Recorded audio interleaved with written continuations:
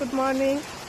কিনা যে কৈছিলোঁ এয়া দুদিনমান কিমান ৰ'দ দিছে, গৰম দিছে, তাৰপিছত যে বৰষুণ দিব। আৰু আজি দুদিন হ'ল কণ্টিনিউ মানে এনেকুৱা বৰষুণ পৰি আছে। এয়া চাওকচোন আমাৰ এয়া গছডাল কেনেকৈ পৰি গৈছে। সেইডাল মধুৰিআম আৰু কেনে বতাহ দিছে চাওকচোন। যেনে উৰুৱাই লৈ যাব মানুহ। ঘূৰ্ণিঝড়ৰ নিচিনাকৈ বৰষুণ হৈ আছে কণ্টিনিউ দুদিন, মানে এক টোপালো বৰষুণ এৰা নাই এইকেইদিন। গাইজ চাওক আমাৰ মধুৰিআম গছডাল কেনেকৈ পৰি গৈছে। এইটো মানে হেৰি হয়, আবাৰ হাতেৰে ৰোৱা হয়, আবাই ৰুইছিল এইটো গছডাল। এনেকৈ পৰি গৈছে। এই দুদিন যেনেকৈ ৰ'দ দিছিলে, আৰু কৈছিলোঁ না যে দুদিন ৰ'দ দিছে, তাৰপিছত বৰষুণ দিলেতো একদম নেৰবই কিজানি। এনেকুৱা অৱস্থা।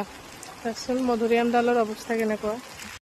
এই গছডাল মানে হাইব্ৰিড হয়, হাইব্ৰিড মধুৰিআম হয়। চাওক কিমান মধুৰিআম লাগিছে।